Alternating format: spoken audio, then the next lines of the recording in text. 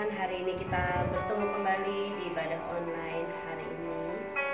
Hari ini adalah hari yang spesial, Amin. di mana kita memperingati kenaikan Tuhan Yesus.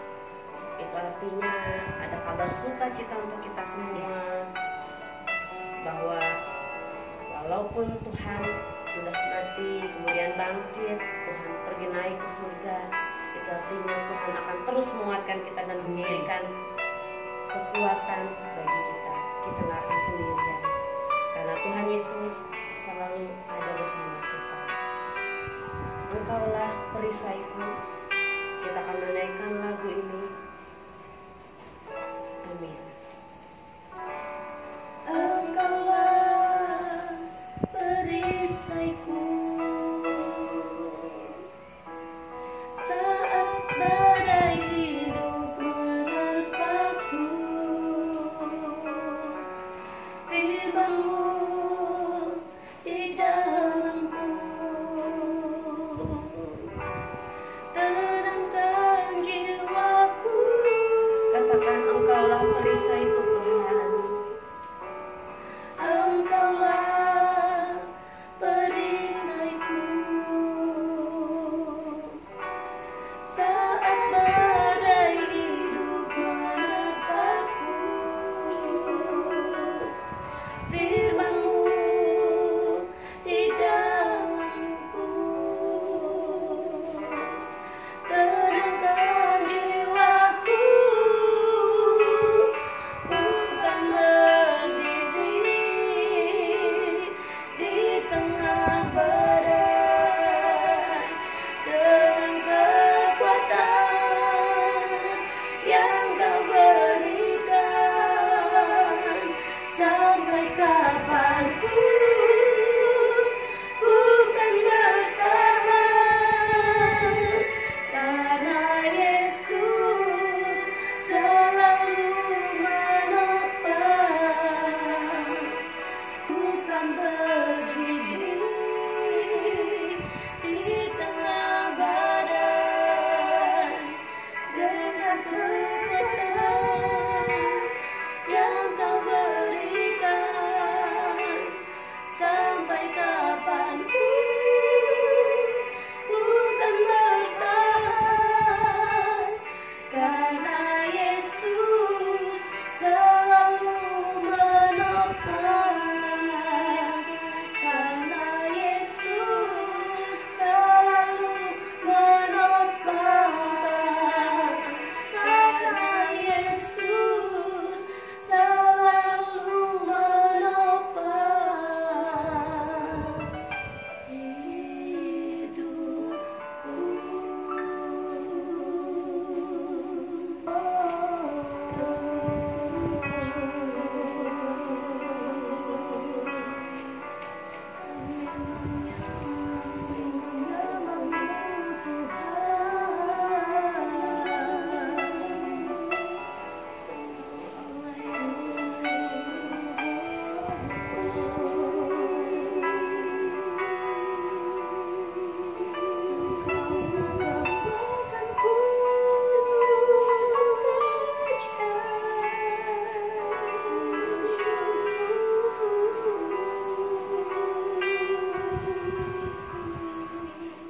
Tuhan Yesus, terima kasih bahwa kenaikan Tuhan ke surga di hari ini mengingatkan kepada kami bahwa kami tidak sendiri Tuhan dalam menghadapi pergumulan di tahun 2020 yang sangat berat yang kami lalui. Terima kasih Tuhan bahwa Engkau ada selalu beserta dengan kami. Engkau memberikan kemenangan, Engkau memberikan kelepasan, kesembuhan. Engkau ada di surga Tuhan, bukan hanya diam sendiri saja Tuhan, tapi selalu Tuhan membuka tangan untuk menolong kami. Terima kasih Tuhan Yesus, terima kasih dalam nama Tuhan Yesus. Haleluya, amin. Tiba saatnya kita akan melakukan firman Tuhan. Kita akan sembah Dia dan kita percaya ketika kita menyembah Tuhan, maka mujizat dan kemenangan akan terjadi menjawab setiap persoalan hidup kita. Amin. Ku menyembah-Mu Tuhan dalam kudus hadirat-Mu.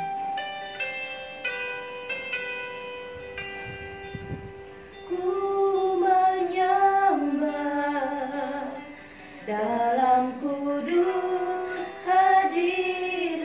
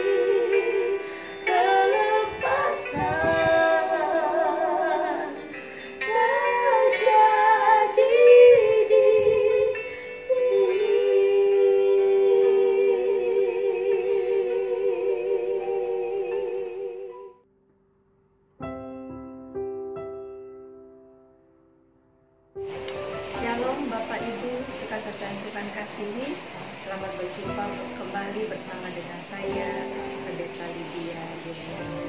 Hari ini kita akan sama-sama belajar mengenai kebenaran firman Tuhan yang terdapat di dalam Lukas 24 ayat 50 sampai dengan ayat yang ke-53. Demikian bunyi firman Tuhan. Kenaikan Yesus. Lalu Yesus membawa mereka keluar kota sampai dekat Betania. Di situ ia mengangkat tangannya dan memberkati mereka. Dan ketika ia sedang memberkati mereka, ia berpisah dari mereka dan terangkat ke surga. Mereka sujud menyembah kepadanya, lalu mereka pulang ke Yerusalem dengan sangat bersukacita. Mereka senantiasa berada di dalam bait Allah dan memuliakan Allah. Saudara Tuhan kasihi, hari ini adalah hari yang istimewa karena seluruh umat Kristiani merayakan hari kenaikan Tuhan Yesus Kristus. Tuhan Yesus tidak hanya mati di kayu salib untuk menembus dosa-dosa kita, tetapi Tuhan Yesus juga bangkit pada hari ketiga. Kebangkitannya itu membuktikan kemenangan atas maut. Kebangkitannya itu menunjukkan bahwa Tuhan yang kita sembah adalah Tuhan yang hidup. Dan hari ini kita juga melihat hal yang indah, bahwa Yesus tidak hanya mati, tidak hanya bangkit, tetapi juga naik ke surga. Hari ini kita akan belajar apa makna dari kenaikan Tuhan Yesus Kristus ke surga. Yang pertama adalah kenaikan Tuhan Yesus ke surga membuktikan bahwa surga itu ada. Mengapa saya katakan demikian? Karena masih ada banyak orang yang meragukan mengenai keberadaan surga. Mereka berkata, belum tentu itu ada surga. Mereka juga berkata, surga itu hanya sebuah dongeng. Bahkan ada orang-orang yang dengan terang-terangan berkata bahwa surga itu tidak ada. Ada salah seorang YouTuber, dia pernah diwawancarai dengan Deddy Corbuzier. Dirinya berkata bahwa dia tidak percaya adanya surga dan neraka. Bahkan ada juga seorang fisikawan ternama yang bernama Stephen Hawking. Dia berkata bahwa surga itu sebenarnya tidak ada. Kehidupan setelah kematian itu hanyalah sebuah dongeng. Dan masih banyak orang lain lagi yang berkata bahwa surga itu tidak ada. Apakah benar surga itu tidak ada? Melalui ayat yang kita baca tadi menyatakan bahwa Yesus naik ke surga. Surga itu ada. Surga itu pasti ada, bukan sebuah dongeng. Saya Tuhan kasihi, ada seorang dokter yang bernama Stephen Lauray. Dia adalah dokter bedah syaraf dari Belgia yang telah bertahun-tahun berkecimpung dengan orang-orang yang sering koma karena sarafnya tak berfungsi lagi. Nah, ketika mereka mendapat pengalaman banyak mengenai pasiennya yang koma dan dapat hidup kembali, sering bercerita tentang perjalanan supranatural, bagaimana mereka berjalan ke suatu tempat yang sangat indah sekali, yaitu surga. Dari hal ini kita melihat bahwa surga itu ada. Yesus naik ke surga. Yesus tidak hanya naik ke surga, tetapi juga di dalam Yohanes 14 ayat 2 saya mengatakan, aku pergi ke situ untuk menyediakan tempat bagimu. Yesus tidak hanya sekedar naik ke surga, tetapi Yesus juga menyediakan tempat bagi kita, anak-anaknya yang setia kepada Dia, yaitu apa? Surga yang kekal. Itu sebabnya berbahagialah kita sebagai anak-anaknya Tuhan, karena kita kelak akan hidup bersama dengan Bapa kita, dengan Tuhan kita, Tuhan Yesus, yaitu di surga sana. Yang kedua, apa makna dari kenaikan Yesus ke surga? Yaitu bahwa Yesus pasti akan datang kembali. Dalam Yohanes 14 ayat 3b mengatakan, aku akan datang kembali dan membawa kamu ke tempat aku. Yesus terangkat ke surga dan Dia akan datang kembali untuk menjemput anak-anaknya yang mengasihi Dia, yang setia sampai pada akhir hidupnya untuk tinggal bersama-sama di surga yang kekal. Yesus akan datang kembali ke dalam dunia ini kelak, tidak menjadi juru selamat, tidak akan mati di kayu salib lagi untuk menyelamatkan manusia. Tetapi Yesus kelak akan datang kembali nanti yang kedua kalinya adalah akan menjadi sebagai hakim, sebagai raja yang adil. Dan Yesus akan datang kembali dalam dunia ini untuk menjemput anak-anaknya. Sebabnya Bapak Ibu Saudara Tuhan kasihi, selagi Tuhan masih memberikan kesempatan kepada kita hidup dalam dunia ini, mari kita gunakan dengan sebaik-baiknya, mengasihi Tuhan dengan segenap hati kita, segenap jiwa kita, segenap kekuatan kita.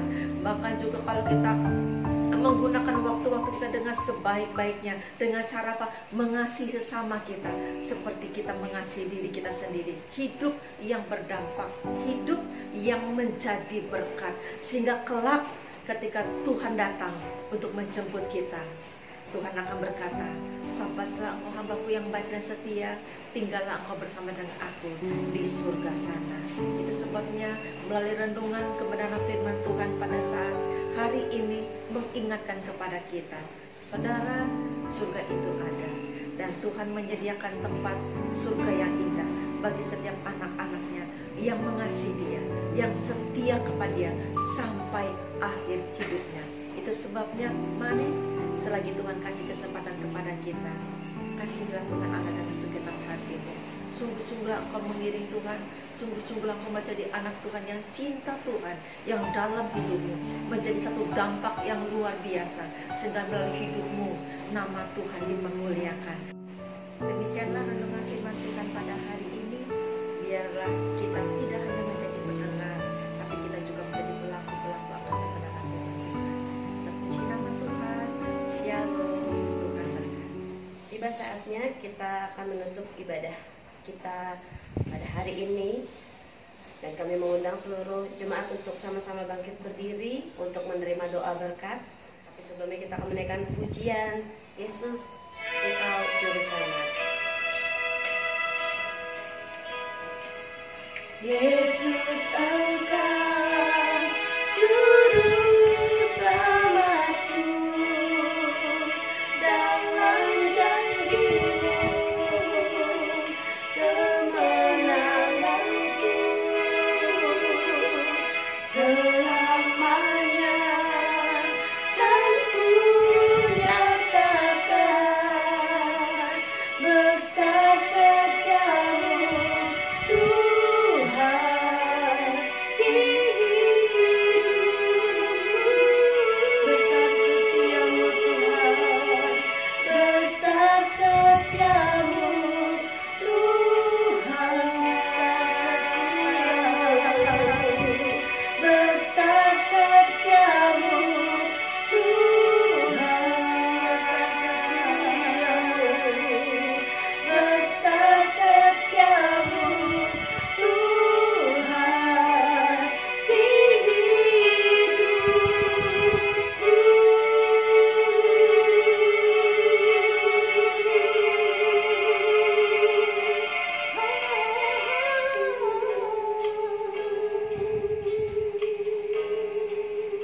Bapak Ibu, saudara-saudara yang Tuhan kasihi, arahkanlah mata hatimu kepada Tuhan. Terimalah berkat dari Allah Bapa, cinta kasih dari Yesus Kristus, serta persekutuan yang indah dalam Roh Kudus menyertaimu mulai hari ini sampai Maranatha Yesus datang kedua kali menjemput kita di awan yang permai yang diberkati Tuhan. Kita sama-sama katakan amin. Tuhan Yesus berkati.